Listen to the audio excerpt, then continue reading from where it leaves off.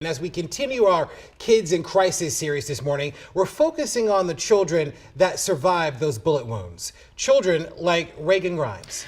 Reagan was shot in Northeast D.C. last May. She was just 7 years old. She has been working to recover ever since. Jess Arnold is leading our Kids in Crisis series, and she joins us in the studio now with an update on Reagan's health, Jess. And also, you've been in touch with her family since that shooting. Yeah, our team actually talked to her the day she got out of the hospital and after she reunited with the EMS workers who saved her life.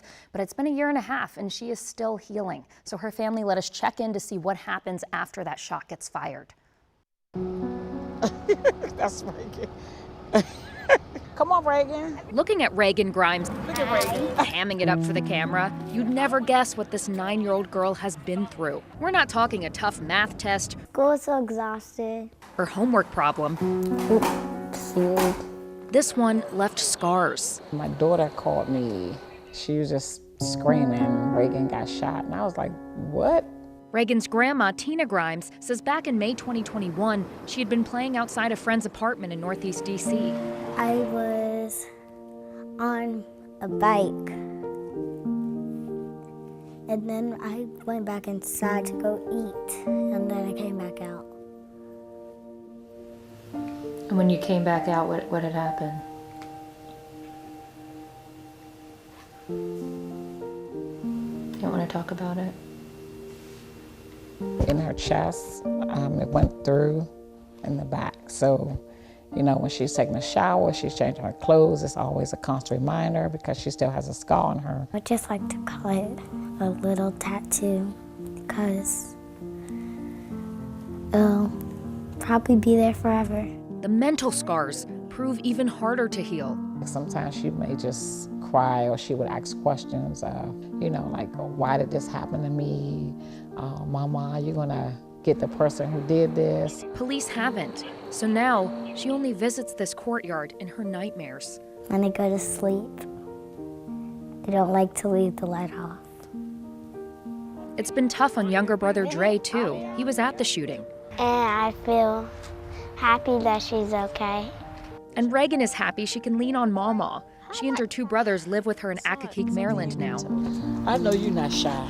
With Mama, I felt safe because I wasn't alone anymore. You know, create a space where she can tell me anything. Or dance to anything. Tina's begging people to let kids play in peace. These young boys growing up, you know, to show them that there is another way. They don't have to resort to gun violence. Because kids like Reagan have goals. I actually want to be an artist.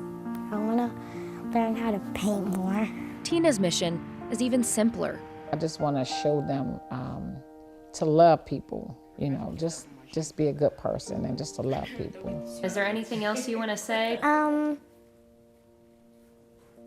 Hi.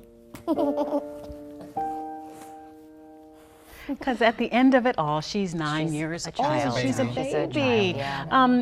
Just excellent reporting, first of all, to follow this, because we do the headlines, and then what happens to people put in these traumatic situations, especially this young. So what's next for this family? Yeah, well, they are working to get her back in therapy now that she's moved, you know, in with her grandma and her brothers.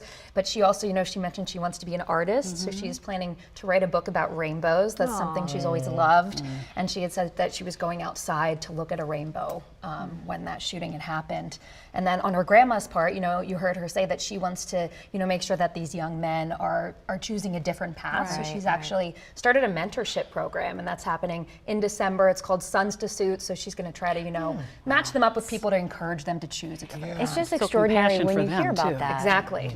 Yeah, it's just extraordinary when you hear about how, you know, the family is taking something that hit them directly, so painful, and they went through so much, and then to have that courage to turn it into something like that, where she's now mentoring others. Yeah, it's so inspiring to kind of turn that, as we say, pain into purpose. Yeah, So I'm happy that we went back and spoke with that young girl. You can still see that she still has a lot of healing to do.